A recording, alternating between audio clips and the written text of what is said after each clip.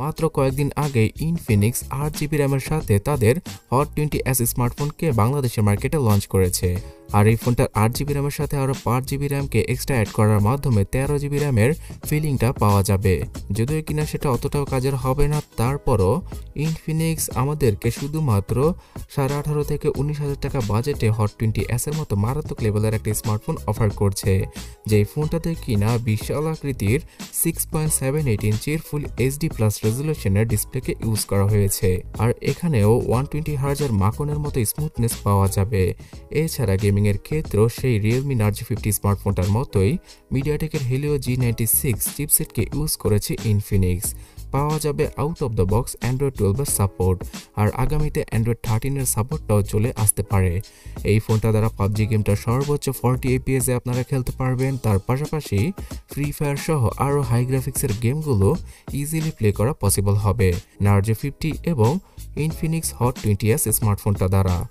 আর Infinix hot 20s ডিভাইসটার মধ্যে 50 মেগাপিক্সেলের সেই ট্রিপল ক্যামেরা সেটআপ রয়েছে পেছনে, তবে সামনের ক্যামেরাটা কিছুটা কম রেজুলেশনের, মানে হচ্ছে গিয়ে 8 মেগাপিক্সেলের।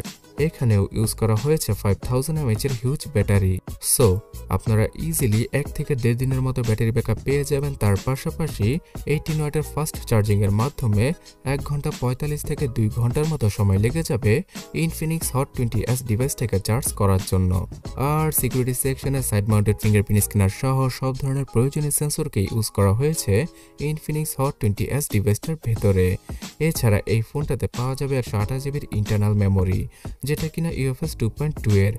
আর আপনারা দুইটা সিমের পাশাপাশি একটা এসডি কার্ডকে 1000 জিবি পর্যন্ত ইউজ করতে পারবেন।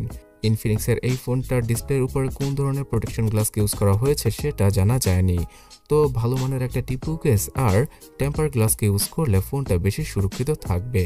তো বিশাল আকৃতির মাখনের মতো ডিসপ্লে, খুব ভালো মানের প্রসেসর আর ঠিকঠাক লেভেলের ব্যাটারি ব্যাকআপ। আর এই বাজেটে কোনো স্মার্টফোন অফিসিয়ালভাবে 8 জিবি র্যামকে অফার করতে পারছে না 128 জিবির মেমোরির সাথে।